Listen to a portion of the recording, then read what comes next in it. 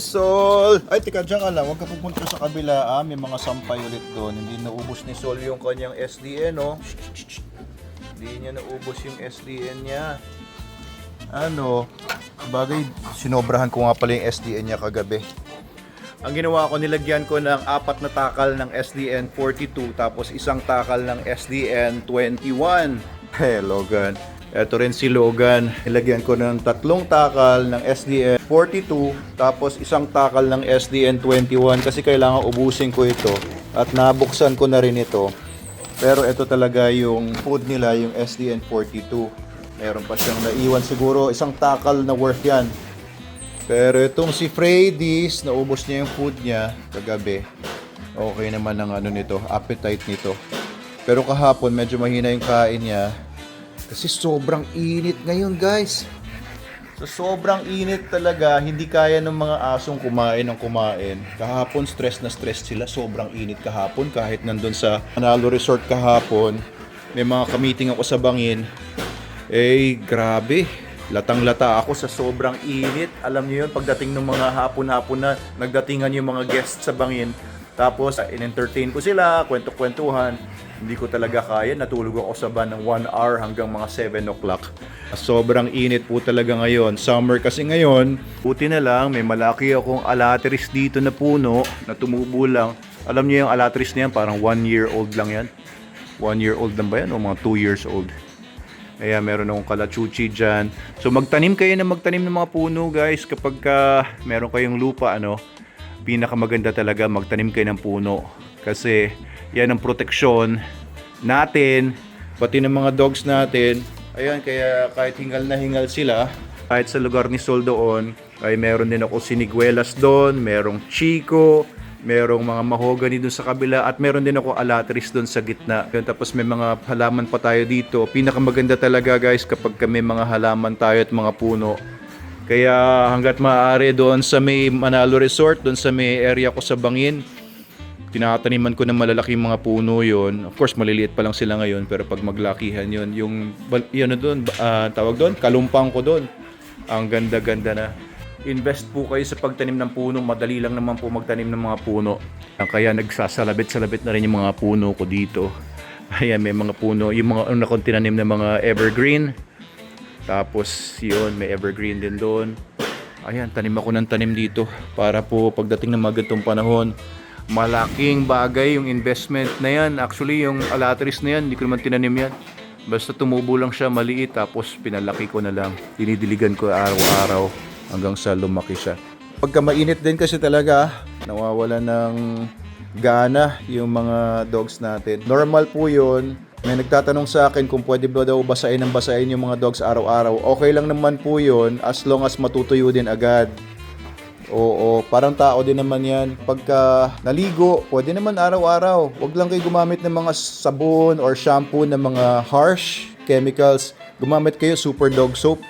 Pwede pong paliguan araw-araw kung gusto nyo, kasi yung super dog soap, kahit nasabihin pa na mawawala yung mga natural oils ng mga dogs natin, ay made of high-grade coconut oil ang super dog soap. Kaya maganda pa rin sa balat dahil nare-replenish yung oils ng coconut oil. And it's good kahit hindi kayo mag-vitamin D, ang coconut oil ay ganun din ang effect niya, vitamin D. May mga sampay dun sa baba, mangangamoy aso. Kaya hindi muna namin pinapakawalan si Freddy's kapag na samsam na yung sinampay. And of course, SDN 42 pa rin po ang pinakamagandang ipakain dahil kahit konti lang ang kainin nila, ay sapat-sapat na sa kanilang mga pangangailangan kasi concentrated po ito. Okay din naman itong SDN 21 or SDN 28. Pero kailangan nilang kumain ng mas mataas na volume kasi malabnaw na po ang formula natin dyan para magmura. Ayun, tingnan nyo yung lakad ni Logan pataas ngayon. Hindi na kagaya nung siya ay bata-bata pa. Dire-diretso ang panik niyan. Ngayon parang tumatandaan na nga siya. May mga rayu-rayuman na rin ito. Baka mahulog pa kayo dyan. Logan, baba ka dito. Tingnan natin paano maglakad pababa si Logan. Ayun, medyo pilit na. Hindi kagaya nung siya ay kabataan pa. Dire-diretso ang takbo nito. Pero at least, at 12 years old, Very healthy pa rin naman si Logan. And I attribute that to good care, especially yung food niya simula nung 1-year-old siya ay SDN42. Kaya malakas pa rin ang asong ito. SDN42 kasi kompleto yan sa mga glucosamine, chondroitin na maganda sa mga joints nila and sa mga muscles, syempre yung protein. Ang maganda sa SDN, it's animal protein, hindi po plant proteins. Kaya ang ganda ng bioavailability, ang ganda ng digestibility, and ang ganda ng amino acid range niya. Lahat ng mga essential amino acids ay mataas sa SDN41.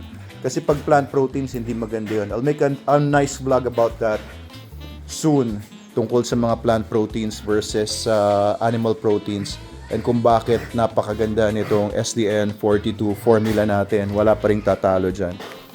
Anyway, keep your dogs safe. Lagi po dapat may naiinom na tubig kagaya nun. Ito, papalitan ko na ito ngayon. Ayun, kaya uminom si Logan. Ayun, umiinom ulit. Tulo pa yung bibig. Kaya dapat lagi po silang may naiinom na tubig na malinis.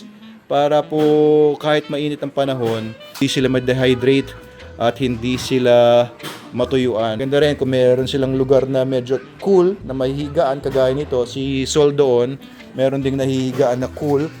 Kaya pakita ko sa inyo siya. Natutulog si Sol. Ay, dito pala siya natutulog ngayon. Ayan, medyo cool din sa area na to. May puno ng siniguelas. Ayan, kaya chill lang siya dito. Ay, puro muta ka. Ay, kadiri. Asin natin yan. Hugas akong kamay after. Puro muta. Anong nangyayari? Napuwing ka ba? Yan. Kasi minsan doon siya nahihiga banda doon. Or dito, nag-uukay siya dito. Pero yan, may araw-araw nga pala dyan. Sige, Sol. Dito ka lang. Palinis pa ba tubig mo doon? Okay pa. Ayun guys, keep safe, no? And enjoy the summer.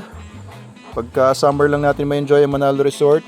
Sobrang init ngayon. Pasyal kayo doon sa Manalo Resort. We have 2 big pools. At 190 lang ang entrance. And napakaganda po sa Manalo Resort. Punta rin kayo sa Bangin.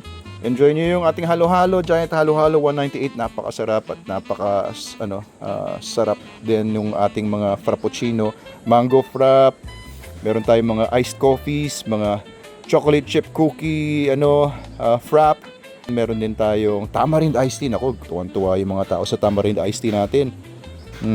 Pwede rin nyo rin ipa-deliver sa bahay ninyo, kung malapit-lapit kayo, papalalamove natin. Ayun lang po muna ang aking updates dito and reminders for summer.